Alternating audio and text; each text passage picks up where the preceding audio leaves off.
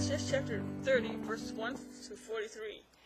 When Rachel saw she bore Jacob no children, she envied her sister and said to Jacob, "Give me children, or else I would die." And Jacob became very angry with Rachel, and he said, Am I God, in God's stead, who has denied you children?" She said, "See here, take my maid Bilhah, and have intercourse with her, and when the baby comes, she shall deliver it upon my knees, and I by her may have also children." And she gave him Bilhah, her maid, as a secondary wife, and Jacob had intercourse with her. And Bilhah became pregnant and bore Jacob a son. And Rachel said, "God has judged and vindicated me, and heard my pleas, and given me a son." So she named him Dan. Bethel's maid, Ruth's maid, conceived again, and bore Jacob a second son. And Rachel said, "What mighty wrestling in prayer to God have struggled with my sister, and prevailed." So she named this second son of Bethel, born Naphtali, means struggle. When Leah saw that she had ceased to bear, she gave Zilpah, her maid, to Jacob as a secondary wife. And Zilpah, Leah's maid, bore Jacob a son. Then Leah said, "Victory and good fortune has come," and she named him Gad. And Zilpah, Leah's maid, bore Jacob a second son. Leah said, "I'm happy, for women will call me blessed," and she named him Asher. When Reuben went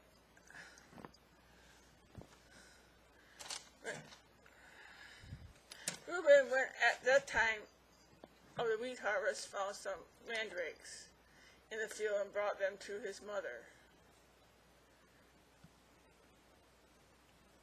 Leah. And Rachel said to Leah, "Give me, I pray, some of your son mandrakes."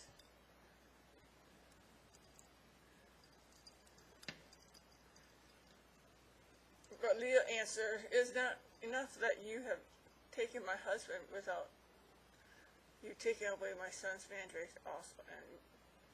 And Rachel certainly paid your hire with your son's mandrakes. So he slept with her that night.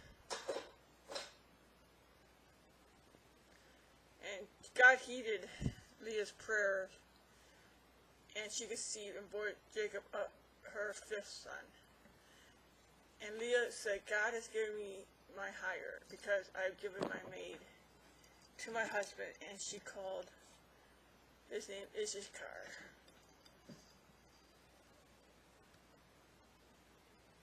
And Leah became pregnant again and bore Jacob her sixth son.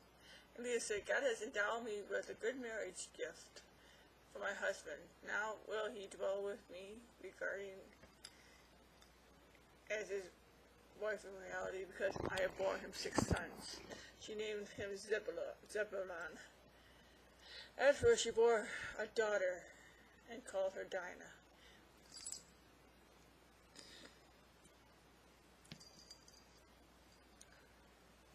And God remembered Rachel and answered her plea and made it possible to have children. And now for the first time she became pregnant, bore a son, and she said, "God has taken away my reproach and disgrace and humiliation." She called his name Joseph. And he said, "May the Lord add to me another son." And Rachel bore Joseph. And Jacob said to Laban, "Send me away, that I might go to my own place and country. Give me my wives and my children for whom I have served. Let me go, for you know the work which I have done for you." And Laban said to him, "If I have found favor in your sight, I pray that you do not go, for I have learned by experience and from omens in deviation that the Lord has favored me with blessings on your account." And he said, "State your salary, and I will give it." And Jacob answered him, "You know how I have served you, and how your possessions, your cattle, your sheep and goats have fared with me. For you had little before I came, and it has increased and multiplied abundantly. And the Lord has favored you with blessings whatever I turned.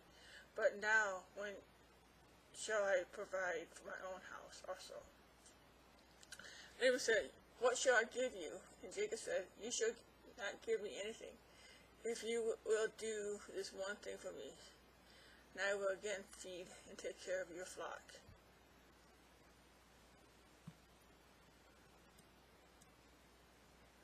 Let me pass through all your flocks today, removing from it every speckled and spotted animal, every black one among the sheep. So later, when the matter of my wages is brought before you, my fair dealings will be evident and answered for me. Everyone that is not speckled or spotted among the goats or the black among the sheep, if found with me, shall be accounted as stolen. And Laban said, good, let it be done as you said. But that same day Laban removed the he goats that are streaked and spotted, and all the she goats that are speckled and spotted, every one that has white on it, and every black lamb, and put them in charge of his sons. And he said in a distance, and he set a distance of 3 days' journey between himself and Jacob. And Jacob was then left in care of the rest of Laban's flock.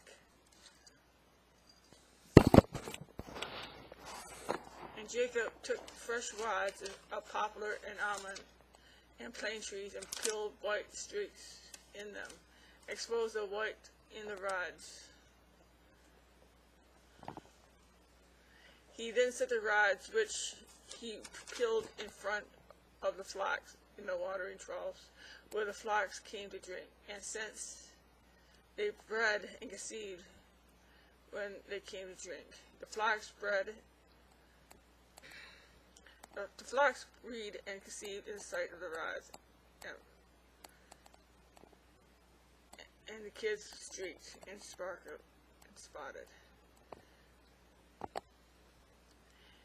Jacob separated the lambs.